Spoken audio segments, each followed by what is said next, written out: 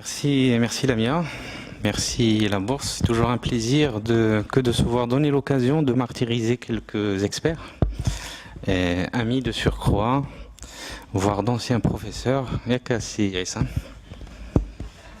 Oui. Moi, en tout cas, je m'en souviens.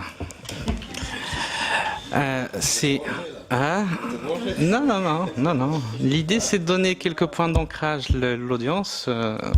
Faudrait aussi insister dessus.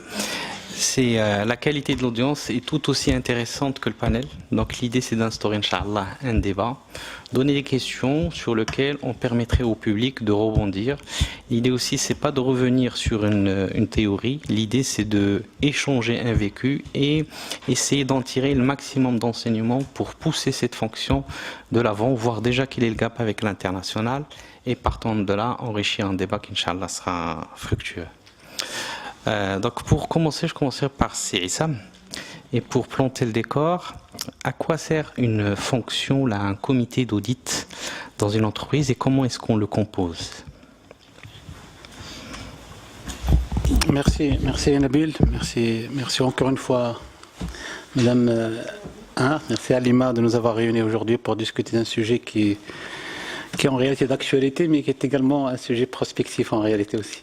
Vers l'avenir, de toute façon, que le veut ou pas, c'est d'évoluer vers plus de transparence, vers un reporting financier opportun, vers une information financière opportune aussi, mais pertinente et fiable. Et je pense que la mise en place qui est finalement une tâche en réalité sur le plan légal et sur le plan normatif aussi du conseil d'administration et des organes de gestion de la société. Alors, créer un comité d'audit, c'est une extension en réalité du conseil d'administration.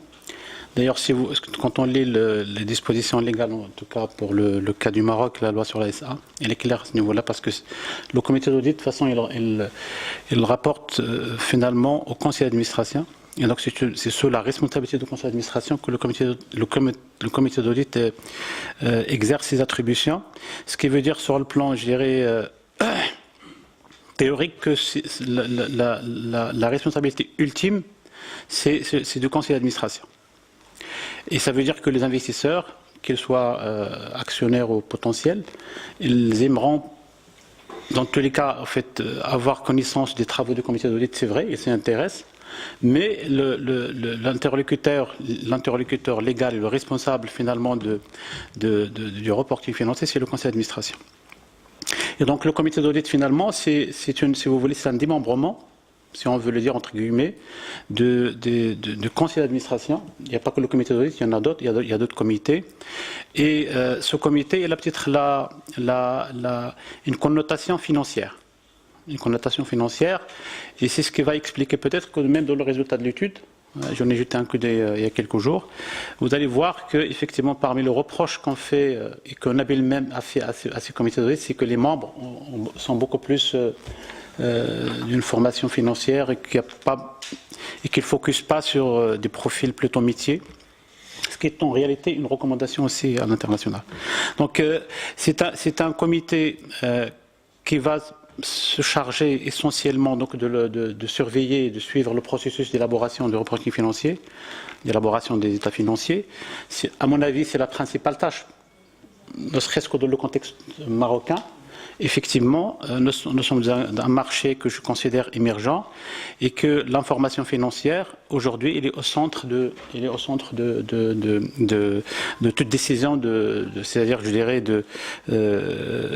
d'investir ou pas dans une société quelconque. Et donc, c'est ce qui donne plutôt cette allure financière, justement, au comité d'audit, sachant que, bien évidemment, si on revient au texte, que ce soit la loi sur la SA ou même les circulaires, Madame Nadia a parlé de la circulaire des banques du Maroc pour les assurances ici. C'est vrai, la mission du comité d'audit, il est plus élargi que ça. C'est-à-dire qu'il n'y a pas que le reporting financier.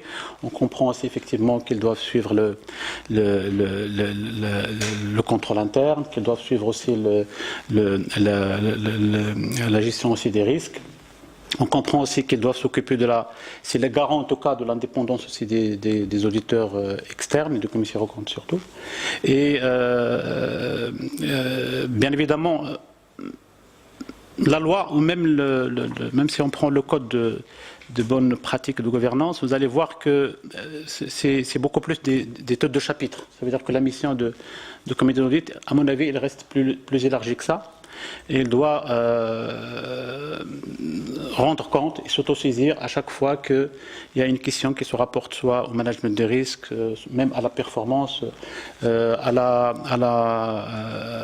proposition des auditeurs indépendants, compétents, etc., à l'efficacité finalement du contrôle interne aussi. Et donc elle est censée être plutôt dans une démarche je dirais, prospective pour s'assurer que tout le système, qu'il soit comptable ou de contrôle ou de gestion des risques, marche bien. En fait, c'est ça la mission telle qu'elle est définie par les textes et par les codes de bonne gouvernance. Justement, Essam, je me permets. Tu as dit un mot qui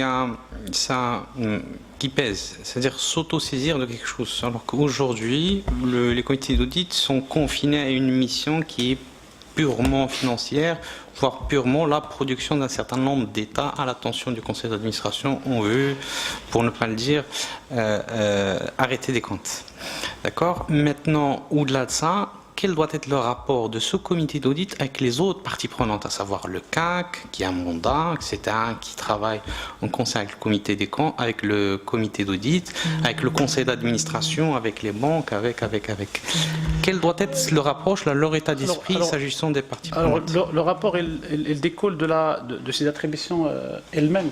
C'est-à-dire que quand on dit qu'elles doivent faire le suivi des travaux de l'audit interne, par exemple, de l'entité de l'audit interne et des auditeurs externes, ça veut dire qu'il va pouvoir participer carrément de la définition de planning d'action de l'auditeur interne tout au long de l'année, valider réceptionner les rapports. La même chose aussi se dit même pour le rapport pour les auditeurs externes. Ça veut dire que même le plan d'action, la définition des risques aussi, que ce soit au niveau de l'audit interne ou de l'audit externe, il ressort aussi des attributions du comité. Et donc quand je dis s'auto-saisie, c'est dans le sens où le comité ne doit pas être passif. C'est-à-dire que quand on lit les textes et les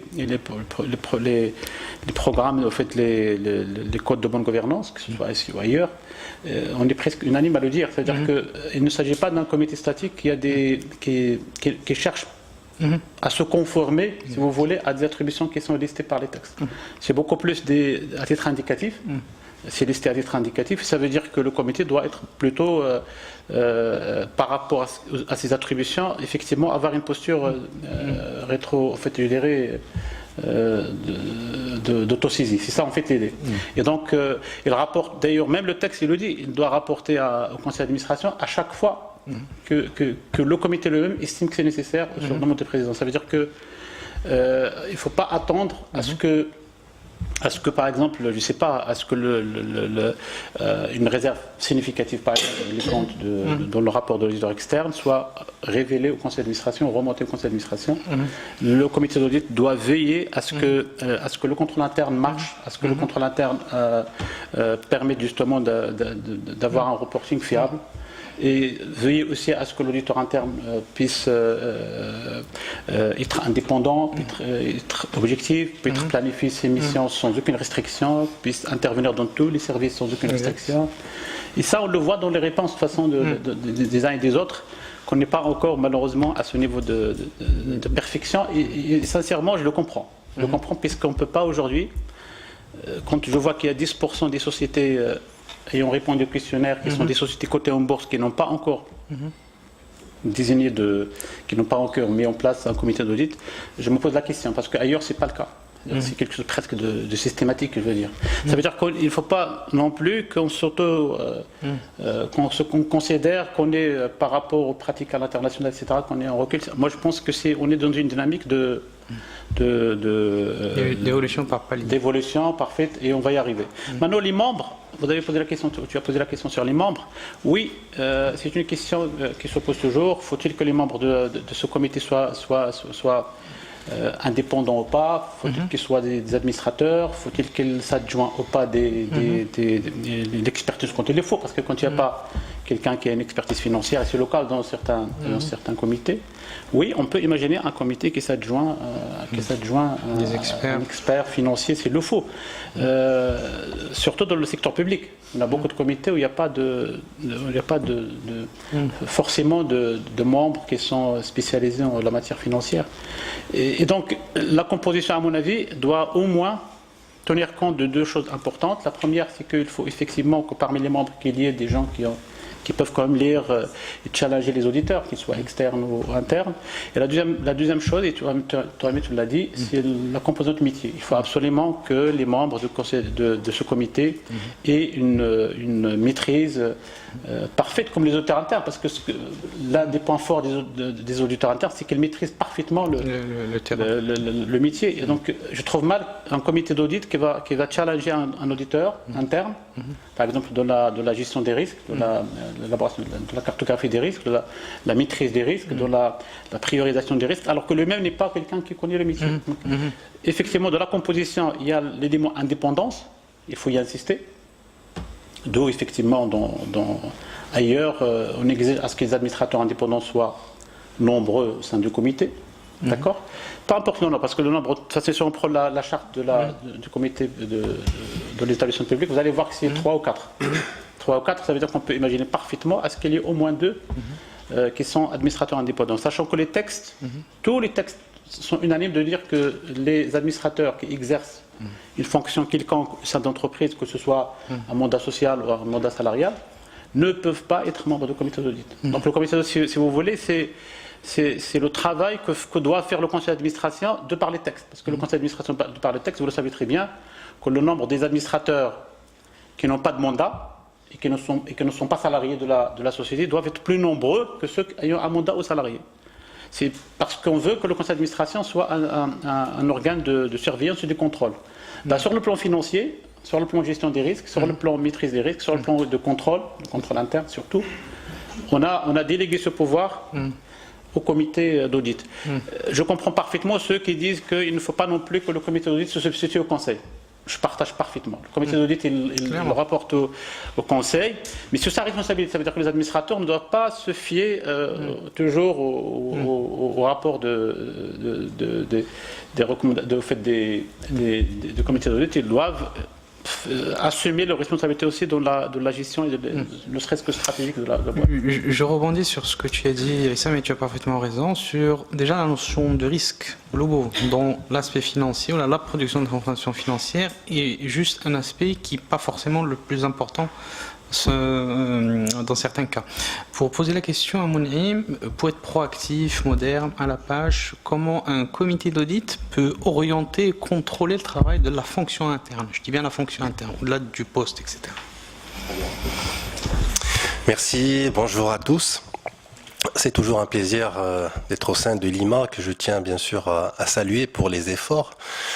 Des efforts réguliers, comme l'enquête qu'on a entre les mains aujourd'hui et qui permet de temps en temps de faire un point sur l'état de l'audit interne, mais aussi les pratiques des comités d'audit. Et puis l'effort permanent qu'il y a et qui rejoint la question qui a été traitée par Issam à l'instant, la qualité des administrateurs à travers la certification des administrateurs, aussi bien du secteur privé qu'au sein du secteur bancaire, mais aussi avec la DEPP, que je vois des gens qui sont présents ici, et qui contribue à la professionnalisation des administrateurs au Maroc. Tout ce travail-là a fait que il y a une enquête à laquelle certains d'entre vous ont répondu, qui a été faite par la Banque mondiale. Tu as bien répondu et quelques directeurs d'audit de grandes institutions, et qui a fait que le Maroc aujourd'hui, parce qu'il faut le dire, parce qu'on a tendance à se plaindre beaucoup au Maroc des choses qui marchent pas. Il faut savoir que sur ce sujet-là, on a fait beaucoup de progrès. Certes, on va voir qu'il y a encore des choses à faire pour répondre à la question de Nabil, mais on a déjà, rien qu'entre 2001 et aujourd'hui, donc il y a à peu près une quinzaine d'années, un peu moins, Quand on regarde la circulaire numéro 1 de Banque El Maghreb à l'époque, la circulaire numéro 6, pardon, de 2001, et la circulaire 4W de 2014, en termes de concept et en termes de la qualité je dirais, du cadre réglementaire, on est à des années-lumière. D'accord? Donc on a fait beaucoup de progrès, et ça, c'est pas moi qui le dis aujourd'hui, c'est la Banque mondiale qui a piloté cette enquête, et c'est pas un secret aujourd'hui parce que ils sont dans la phase, je dirais, finalisation du rapport. Le Maroc a été premier dans les pays francophones sur ce plan-là. Donc ça veut dire qu'on a fait beaucoup de progrès, et je vous invite, même ceux qui ne sont pas dans le secteur bancaire, à lire ces circulaires, la 4W, mais aussi la directive numéro 1 sur la gouvernance, mais aussi un grand bijou que même les Européens, parce que ça m'arrive régulièrement, j'interviens aussi bien en Europe qu'en Amérique du Nord ou au Moyen-Orient sur ces sujets-là, et je parle de la circulaire de l'administrateur indépendant, la circulaire numéro 5, qui définit clairement ce que c'est qu'un administrateur indépendant, etc. Et en dehors de pays comme les Pays-Bas ou l'Angleterre, il n'y a pas beaucoup qui sont partis à ce point, je dirais, en termes de définition de l'indépendance, etc. Maintenant, je reviens à la question par rapport au rôle du comité d'audit. Alors le rôle du comité d'audit, qui, comme l'a expliqué Aïssam, c'est juste l'extension du conseil d'administration pour réfléchir sur des sujets assez précis qui sont des dispositifs d'ailleurs qu'on retrouve au niveau de la définition de l'audit interne, c'est-à-dire le dispositif de gouvernance, de risk management et de contrôle interne. Et puis son rôle, bien sûr, c'est de s'assurer que ces dispositifs fonctionnent et qu'ils sont efficaces, mais aussi de s'assurer que la fonction d'audit interne, qu'elle est, je dirais, suffisamment indépendante et elle a la compétence pour évaluer correctement ces dispositifs. Vous allez voir que j'annonce beaucoup de bonnes nouvelles. Autre bonne nouvelle, c'est le nombre d'entités d'audit internes qui sont certifiées. J'en ai une à côté de moi, elle aura l'occasion de parler. Aujourd'hui, on est le deuxième pays après la France, c'est-à-dire on dépasse la Belgique, la Suisse, etc., en termes de nombre de directions d'audit certifiées aux normes de l'IA. Et des fois, cette volonté de certification, il y a eu plusieurs expériences. Des fois, c'est des patrons d'audit qui ont été visionnaires et qui ont voulu créer une dynamique au sein de leur direction, et donc ils ont lancé ce projet parce que ça permet à la fois de former les auditeurs, mais aussi d'améliorer les processus d'audit, la méthodologie, la qualité des rapports, la qualité du suivi de recommandations, et aussi exprimer la fameuse opinion globale sur l'ensemble des dispositifs. Et des fois, c'était à la demande des comités d'audit. Dans un cas, c'était carrément à la demande de l'actionnaire majoritaire qui, lui, avait cette pratique au niveau donc, des différentes institutions et qu'ils ont une filiale marocaine. Et donc, ils ont dit, alors pourquoi Parce que ça donne finalement une garantie. Alors, concrètement, le comité d'audit s'intéresse effectivement au rattachement de l'audit, un rattachement qui lui garantit une certaine indépendance.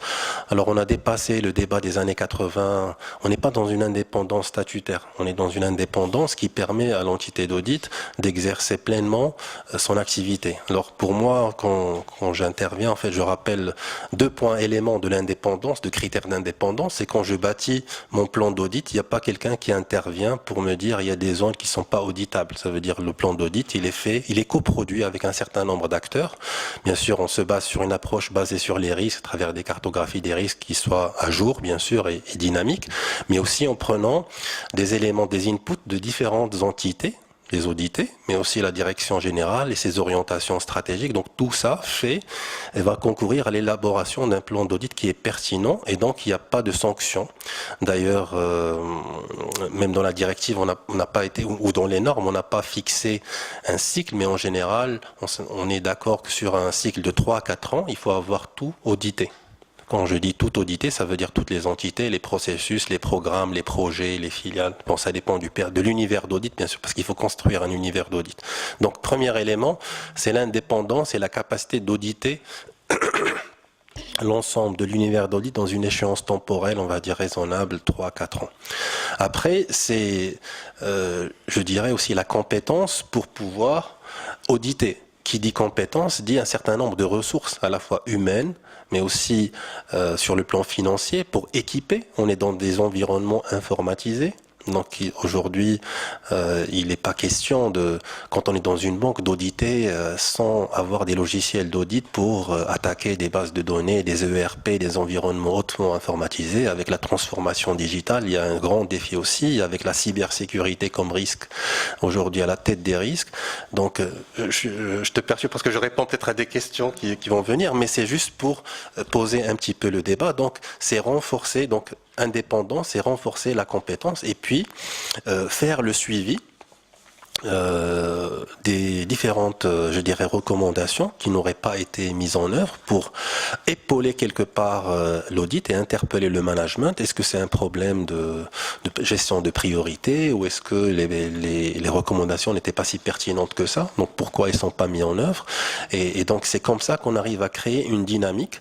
Alors le grand défi qui reste aussi, c'est comment s'il y avait un slide à projeter aujourd'hui, je ne sais pas si tout le monde connaît les 3 lignes de maîtrise ou les 3 lignes de défense, qui ont d'ailleurs la circulaire de Banque El Maghreb a été beaucoup inspirée de ça. Et pour votre information, il y a à peine 2 semaines de cela, l'IA a annoncé qu'ils vont revisiter, donc ils vont revoir un petit peu parce que c'est un modèle qui a aujourd'hui plus d'une dizaine d'années. Et il est temps donc de le revoir pour le dynamiser davantage et casser un petit peu les silos.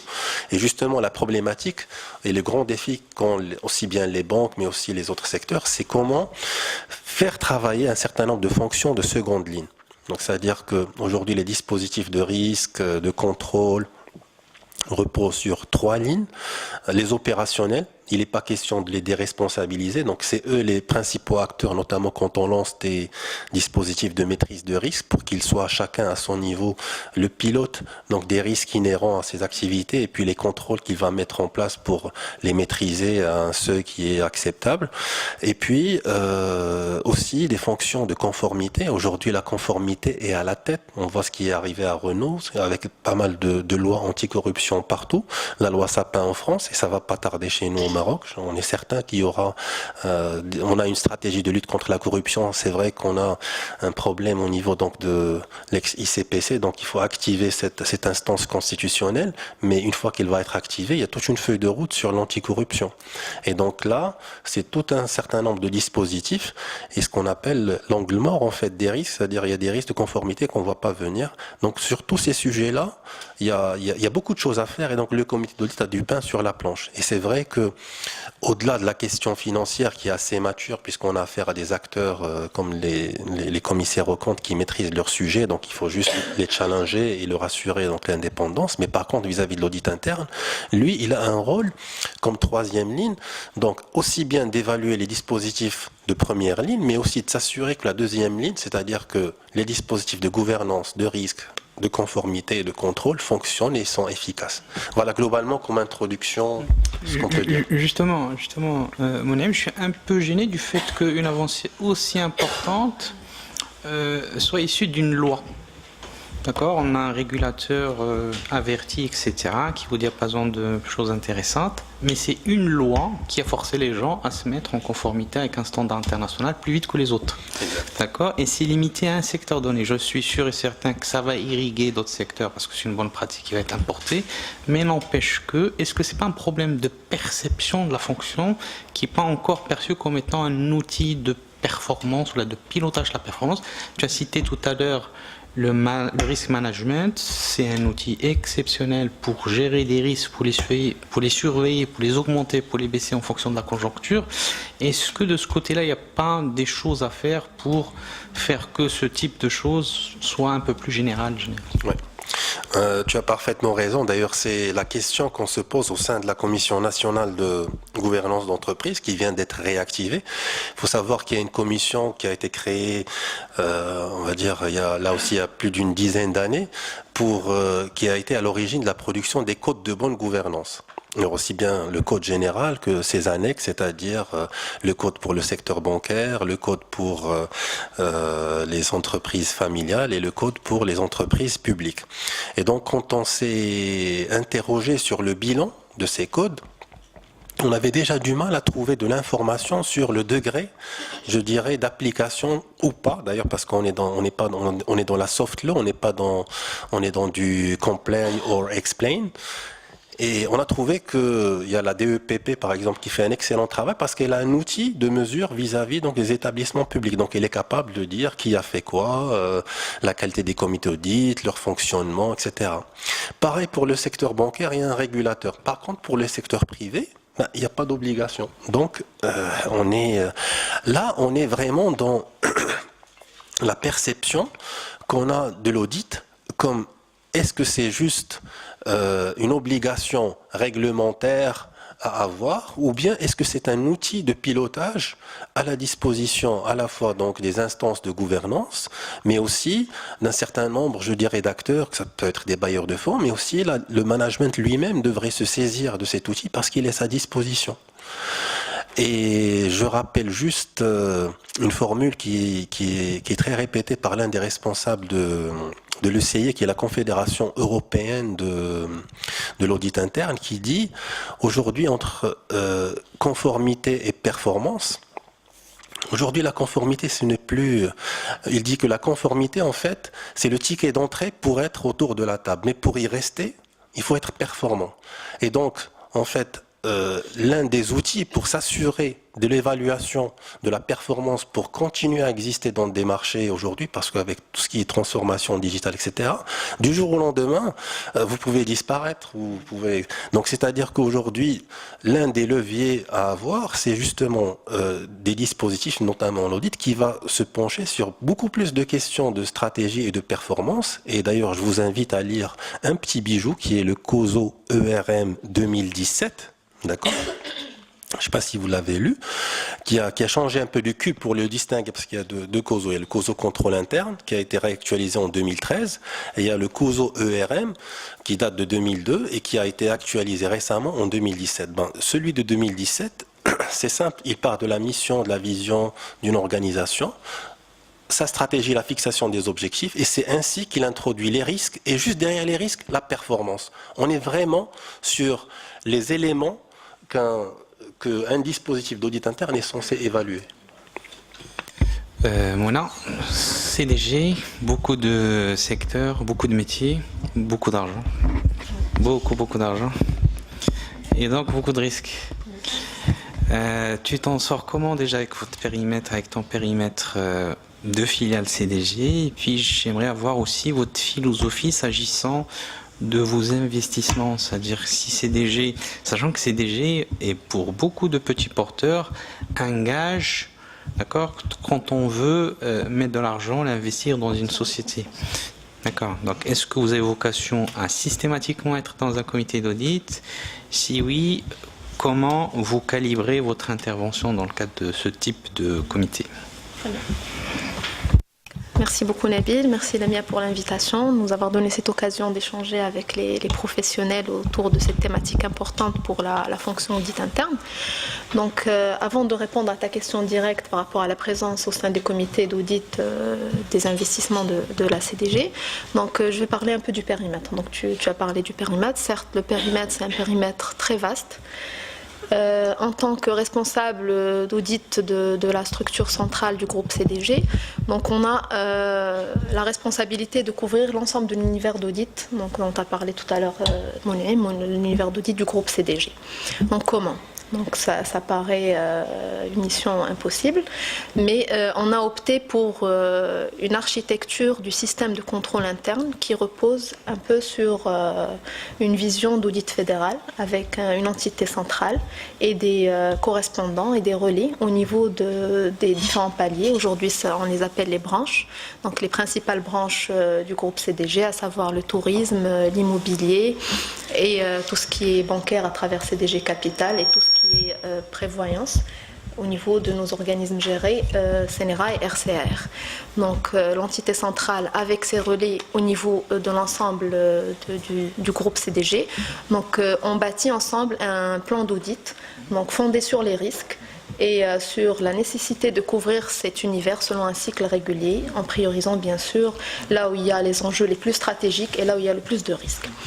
Donc par rapport, donc tu as parlé à la présence de la CDG au niveau des comités de ces investissements. Donc il faut peut-être rappeler un peu la mission de la CDG. Donc au-delà de cette mission qui est aujourd'hui la sécurisation de l'épargne, donc la CDG joue un rôle important dans la transformation efficace de cette épargne en investissement. Donc un investissement au service du développement du royaume, mais dans le respect de certaines règles prudentielles aujourd'hui imposées par la Banque centrale. Donc, dans son nouveau plan stratégique, la CDG aujourd'hui, elle a prévu de renforcer cette dynamique d'investissement, donc dans de nouveaux secteurs comme tout ce qui est agroalimentaire, les nouvelles technologies de l'information et autres, de structurer de manière proactive et de faire émerger des projets à impact structurant, mais aussi d'investir minoritairement en partenariat avec des acteurs des filières concernées. Donc, en plus de nos outils de pilotage mis en place pour maîtriser cette activité et piloter la réalisation de ces orientations stratégiques, la CDG dispose aussi d'un certain nombre de leviers dans la gouvernance. Donc, la gouvernance, donc, à travers une charte de gouvernance groupe qui énumère un petit peu les différentes instances de gouvernance au sein du groupe, donc le comité d'audit avec ses responsabilités, ses missions, ses membres, etc. Donc, et cette gouvernance qui a fait évoluer aussi la composition des conseils d'administration au niveau de l'ensemble du groupe CDG. Donc pourquoi? Pour renforcer les expertises et mieux embarquer les parties prenantes. Donc, pour répondre directement à ta question, et s'agissant des filiales, donc détenues à plus de 50%, donc la CDG est présente. Elle préside même les différents comités d'audit de ces filiales. Pour tout ce qui est des participations, donc, et dans le cadre de son rôle d'investisseur financier, donc, la CDG participe activement aux instances de gouvernance donc, des sociétés dans lesquelles elle détient ou gère pour compte une participation. Donc, elle a également vocation à avoir un poids significatif dans les tours de table, donc, et non seulement ça, mais aussi un rôle de stabilisateur de l'actionnariat avec une présence à moyen et long terme. Donc, afin d'être en mesure de jouer ce rôle, donc, la CDG exige au minimum un poste d'administrateur dans chaque investissement. Donc voilà, pour être... C'est-à-dire, pour pousser peut-être le raisonnement un petit peu plus loin, c'est-à-dire que la CDG, quand elle investit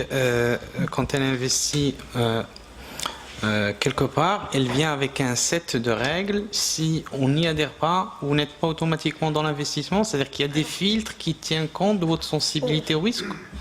Il y a deux logiques. Il y a la logique donc filiale, nos propres filiales. Donc là, on a une charte de gouvernance qui dicte un peu les grands principes de gouvernance avec les différentes instances, émanations des conseils d'administration notamment, et donc le comité d'audit. Et ça s'applique à l'ensemble du groupe. Donc on a une direction de gouvernance centrale qui... Ça, c'est là où vous êtes majoritaire. Là où on est majoritaire. Là où on détient des participations minoritaires, mais à enjeu stratégique et avec une logique de moyen à long terme, donc on exige un minimum un poste d'administrateur dans chaque projet dans lequel on investit. L'objectif, c'est de participer activement aux instances de gouvernance. Pourquoi? Donc, pour influer significativement sur les décisions stratégiques, mais aussi pour améliorer la gouvernance, la gestion et venir avec les bonnes pratiques et l'expertise, les expertises du groupe CDG. Donc, voilà, c'est ça la logique. Très bien, très bien. Sam, je reviens encore une fois pour toi. Au-delà de l'enquête, on a tous lu les résultats, etc. On les a surtout placés dans leur contexte parce qu'il y a eu déjà plusieurs enquêtes sur le sujet, sur le même échantillon. Au-delà de l'échantillon, enfin, société cotée relativement structurée. Quelle est ta lecture, quel est le contraste on peut amener à travers ta casquette de commissaire aux comptes, partenaire de l'entreprise, surtout PME-PMI? Est-ce qu'on aurait eu les mêmes résultats d'après ton expérience? Ou là c'est complètement différent? C'est une question piège. En fait, quand on parle des PME, il ne faut pas généraliser parce qu'on a souvent tendance à généraliser.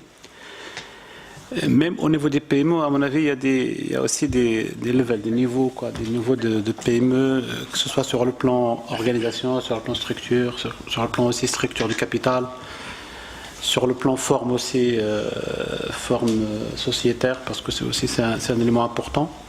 Et donc, effectivement, En tout cas, ça fait une vingtaine d'années, 25 ans précisément que je suis professionnel, que j'exerce. Je n'ai jamais vu une PME, en dehors justement des sociétés. S'il y a déjà des sociétés cotées qui n'ont pas de comité d'audit, quid des PME. Je n'ai jamais vu de PME en fait qui a justement un comité d'audit. Et d'ailleurs, ça se voit même au niveau de l'amendement de la loi sur la SA. On a bien précisé que c'est des sociétés cotées. On n'a même pas dit les sociétés qui font appel public à l'épargne, on a bien dit les sociétés cotées. Ça veut dire qu'il y a une volonté quelque part de législateur d'aller progressivement, c'est-à-dire de ne pas aller même dans les SA, parfois, vous avez des conseils d'administration qui sont très réduits. Vous savez très bien que le nombre d'administrateurs est de minimum de 3. Quand il y a 3 administrateurs, à quoi bon d'avoir un comité d'audit,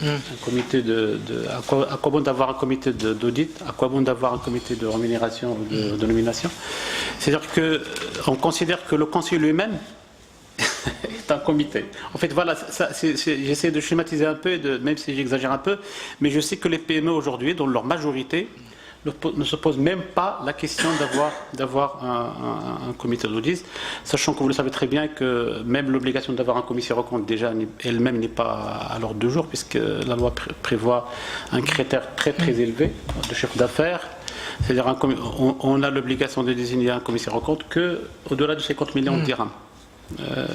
Si on le compare avec les pays européens, je pense qu'on a levé très haut la barrière. Peut-être quelque part à l'époque c'était volontaire parce qu'on ne veut pas que effectivement on fasse une charge supplémentaire pour les entreprises. Mais on a rapidement compris ces dernières années que sans des PME qui mettent en place les principaux outils de gouvernance qu'on connaît tous, un conseil d'administration, un auditeur, des comités thématiques, etc. On ne peut pas avoir de la bonne gouvernance finalement au niveau des PME. Ça a été dit même par le ministre des Finances dernièrement à l'ISCAE. Et par ricochet, la compétitivité aussi. Parce qu'on ne peut pas avoir des entreprises qui innovent, compétitives, etc. Elles ne sont pas transparentes. Ils ne maîtrisent pas les risques, par exemple, s'ils n'ont pas un contrôle interne efficace qui est effectif. Et donc, finalement, pour arriver à des PME aujourd'hui qui peuvent, à mon avis, mettre en place des comités d'audit au sens dont on parle aujourd'hui, il faut d'abord qu'il y ait des préalables. Les préalables, c'est qu'il faut complètement revoir la gouvernance des PME. Il faut convaincre, parce qu'il y a de la sensibilisation aussi, il faut convaincre les PME de l'importance de la transparence, de la fiabilisation des comptes, de la fiabilisation du reporting financier. Et ce n'est qu'après, c'est-à-dire mettre même en place, pourquoi pas, un commissariat aux comptes sur la base de nouveaux critères qui sont plus pertinents que le chiffre d'affaires. Par exemple, le total bilan, l'effectif, le chiffre d'affaires vient en dernier lieu, pour que finalement les entreprises qui sont censées produire de la valeur ajoutée, produire de la richesse au sein de notre économie, soient suffisamment accompagnées, soient suffisamment encadrées par des auditeurs, commissaires aux comptes ou pas. Et à ce moment-là, on va se poser la question sur la fiabilité et le degré de maîtrise finalement des risques, parce que c'est ça le plus important. Tout le monde a parlé tout à l'heure de l'approche risque. Oui, même au niveau de l'audit externe, au niveau du commissariat aux comptes, on travaille aussi avec l'approche risque. C'est quelque chose qu'on partage avec les auditeurs internes. Et l'approche risque n'aura de sens que s'il y a un auditeur, s'il y a des outils de gouvernance qui permettent justement de veiller et de suivre ces risques-là. Donc pour être franc et direct, je ne pense pas aujourd'hui que les PME, en tout cas la majorité des PME au Maroc aujourd'hui, sont concernés par les comités d'audit. C'est une pratique qui n'est pas encore à l'ordre du jour. Je prends le risque peut-être d'être comme ça direct, mais c'est la réalité du terrain de toute façon, en tout cas tel que nous le voyons chaque jour, que les professionnels. Peut-être pas le comité d'audit, mais la fonction audit, c'est peut-être pas assez encore embryonnaire, ça existe Alors pas, la fonction audit, ça existe. Ça existe, pas tel que Mounaïm le veut, bien sûr. On n'a pas assez d'auditeurs qui sont certifiés, c'est vrai. C'est-à-dire que On n'a pas assez d'auditeurs qui sont certifiés, mais on a beaucoup de PME qui ont mis en place des départements d'audit interne. C'est vrai qu'ils ne sont pas toujours indépendants. On le comprend parce que c'est une démarche tout à fait volontaire et les entreprises qui mettent en place les services d'audit interne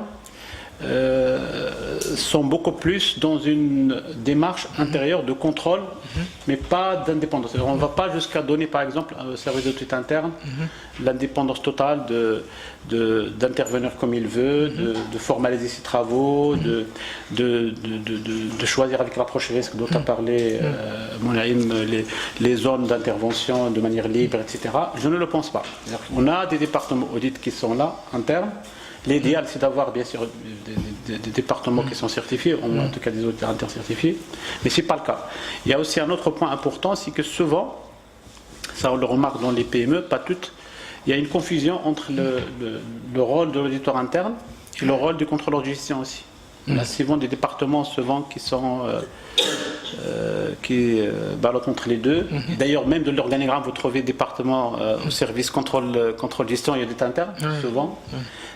Malgré le fait que c'est incompatible, malgré le fait que c'est des missions qui sont complètement séparées, mais il y a ce souci de moyens aussi. Parce que d'ailleurs, c'est ce qu'on reproche au contrôle interne de manière générale. C'est que on veut imposer aux organisations, quelle que soit leur taille, des grilles de séparation des tâches qui sont parfois très coûteuses. Et donc on va avoir une tendance des PME à vouloir regrouper les tâches au maximum. Et le troisième point et dernier peut-être, c'est le rattachement. Le département d'audit interne de l'EPME, il n'est pas rattaché au... Comme il n'y a pas de comité d'audit, donc son rattachement est souvent à la direction générale, chose qui crée un problème au niveau de l'intervention aussi quand il s'agit aussi de la maîtrise des risques. Une dernière question Issa, mais après je te lâche, c'est surtout pour alimenter le débat de tout à l'heure. En termes de normes, est-ce qu'il y a encore un gap entre le Maroc et l'international ? Où est-ce qu'on s'y situe à peu près? Enfin, je reviendrai aussi vers Monaïm pour à peu près la même question. En tout cas, pour les normes d'audit externes, il n'y a pas de gap. Il n'y a pas de gap. Nous avons adapté, pour ne pas dire adopté, les normes ISA, même dans leur version révisée. La dernière norme révisée de la norme ISA, c'est la norme sur le rapport. Il y a Anas qui peut confirmer qui est là, qui vient d'être justement adoptée par le Conseil national. C'est-à-dire qu'aujourd'hui, on est, quand on dit norme, je pense que les normes d'audit aujourd'hui que nous avons au Maroc, ce sont les normes internationales ISA. Bien évidemment, des normes qui sont adoptées comme le préconise l'EFAC déjà, bien sûr à la réalité, à la réglementation marocaine, etc. L'approche est la même finalement. C'est l'approche par les risques qui est très connue, qui consiste à identifier, à prioriser les risques, etc. et à voir est-ce que le contrôle interne répond ou pas à ces risques-là, donc de grande maîtrise. Et après, on intervient sur les comptes, sachant que la mission... Bien évidemment, l'objectif n'est pas le même avec l'audit interne. L'objectif de l'auditeur externe, c'est d'émettre une opinion sur la sincérité, la régularité des comptes. C'est ça la principale. Mais l'approche est la même.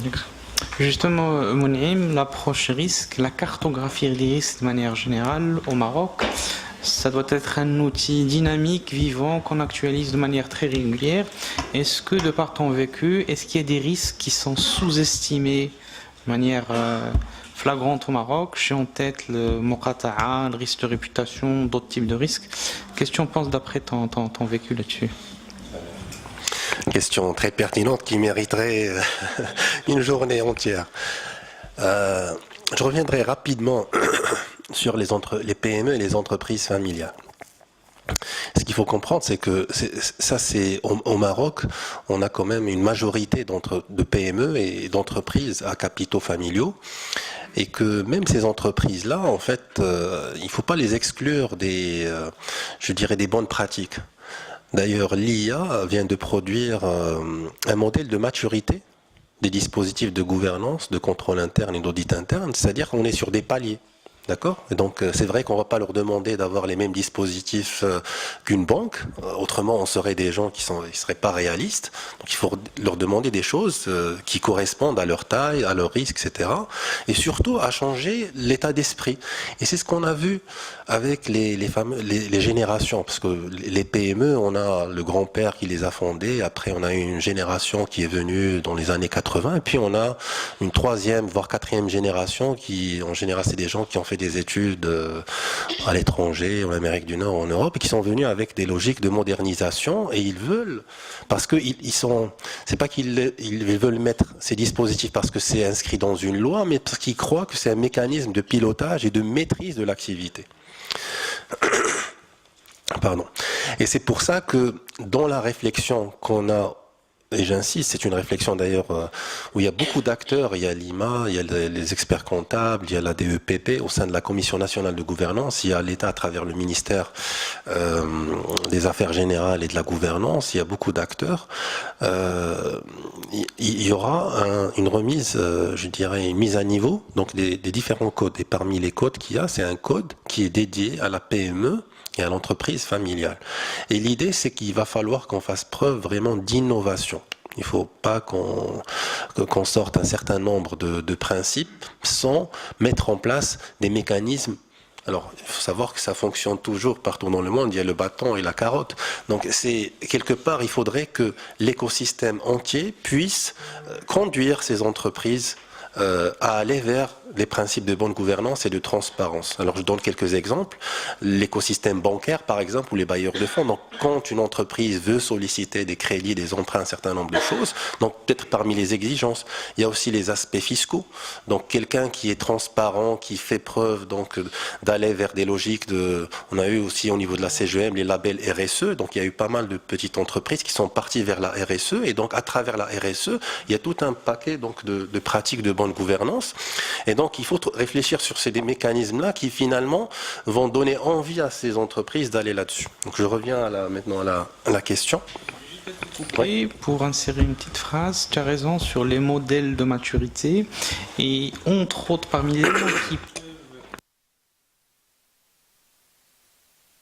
il y a les dispositifs et l'effectivité du dispositif. Parce qu'il y a beaucoup de gens qui font du copier-coller, mais sur le terrain, c'est pas appliqué de manière saine et ça ne donne pas forcément les résultats escomptés. Alors là, tu touches du doigt un sujet qui m'interpelle moi régulièrement, parce que je peux être très positif, mais aussi je peux être aussi un peu sévère, et avec un certain nombre d'organisations. Quand on parle de paper compliance ou paper governance, ça veut dire que sur le papier, on a fait tous les comités, etc. Mais est-ce que ces comités-là, c'est des boîtes d'enregistrement? Est-ce que les gens qui les composent sont nommés pour leur qualité et leurs compétences sur un certain nombre de sujets? Là, c'est là où on a les grands défis au Maroc, parce que même dans des secteurs qui sont matures, on va dire en termes de dispositifs réglementaires, l'efficacité de ces instances, elle reste à prouver. Donc là, effectivement, c'est les prochains défis du Maroc, c'est ça. C'est que sur le plan textuel, des textes réglementaires, on a ce qu'il faut, et on a le secteur bancaire avec celui des assurances qui comme locomotive, ils ont ce qu'ils ont. Donc on a parlé de beaucoup de circulaires et de directives qui n'ont rien à envier. En fait, on est même des fois en avance sur des pays européens, et je vous le dis en toute sincérité. Maintenant, en termes d'application et d'efficacité de ces instances, c'est là le grand défi. Alors pour revenir sur la cartographie est un élément clé, mais malheureusement la cartographie elle est perçue comme un livrable qu'il faut avoir. C'est comme un plan de continuité. Oui, j'ai un plan de continuité, voilà, mais c'est pas ça. Que ce soit le plan Pourquoi je donne cet exemple? Parce que c'est des choses qui sont surtout pas statiques. C'est quelque chose qui doit être dynamique. Je dois maîtriser mes risques. Les risques, c'est quelque chose qui évolue. Et je dois mettre en place un dispositif de contrôle. C'est un effet miroir par rapport aux risques pour pouvoir les maîtriser. J'enlève du contrôle, ça augmente. Donc c'est pour ça qu'on invite les gens à aller vers aujourd'hui des solutions GRC qui vous permettent de piloter en temps réel carrément vos dispositifs de risque et pouvoir les mettre à jour d'une manière régulière. Alors, il est où le problème? Le problème, c'est que souvent, on confie à tort ce projet ou ce programme, parce que là aussi il y a une différence. Un projet orienté livrable, en fait c'est un plutôt un programme qui dure dans le temps, qui est piloté par des instances très élevées au niveau donc du management, sur plusieurs projets, parce que des aspects organisationnels. Pourquoi organisationnel? Parce qu'il faut commencer par le commencement. C'est au niveau des processus, des procédures qu'il va falloir, et d'ailleurs la norme ISO 9001 version 2015 vient d'intégrer les risques en partie intégrante des processus. Je ne peux pas avoir un processus ou une procédure où j'évoque pas le risque inhérent à ce processus. Je dois, dans ma cartographie de processus déjà, avoir une formalisation des risques inhérents. Et ensuite, une formalisation des contrôles préventifs, détectifs, correctifs, automatiques, manuels, que j'ai prévus pour atténuer et maîtriser ces risques. Et bien sûr, des fonctions qui viennent évaluer est-ce que tous les risques ont été identifiés correctement dans cette cartographie et est-ce que les contrôles sont efficaces et efficients. Ça s'étale bien sûr sur plusieurs mois, voire des années quand on est sur des très grands groupes.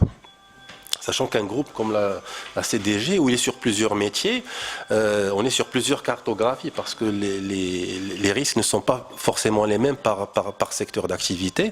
Et le risque de la CDG globalement est une autre cartographie.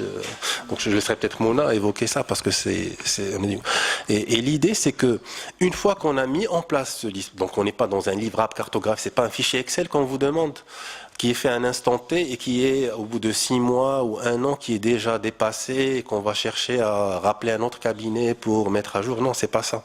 Il faut mettre en place un programme avec un certain nombre d'acteurs internes et surtout avec une logique des 3 lignes de maîtrise. Ça veut dire que les opérationnels, chacun va s'approprier la culture du risque.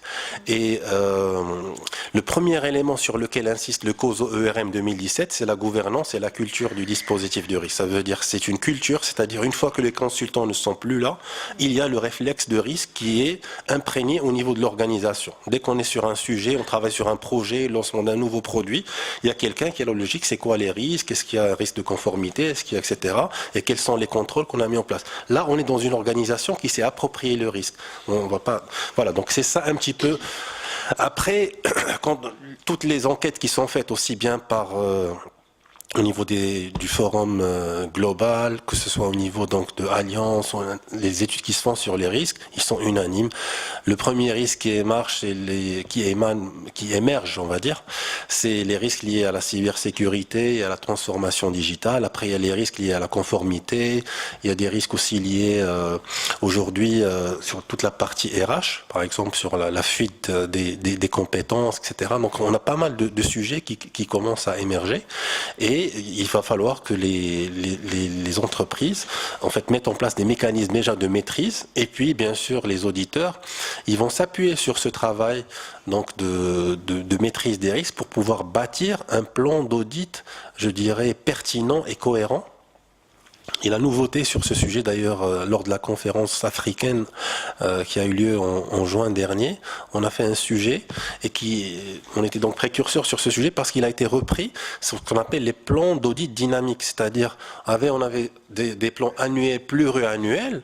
Aujourd'hui, la logique, c'est d'avoir peut-être un plan annuel, mais qui est revisité trimestriellement parce que les choses évoluent tellement vite et il faut garder à l'esprit la pertinence du plan d'audit. Et donc, ça suppose des mécanismes à revoir avec le comité d'audit, la fréquence de ces réunions pour actualiser le plan d'audit pour qu'il reste toujours le plus pertinent et le plus proche du terrain. Voilà.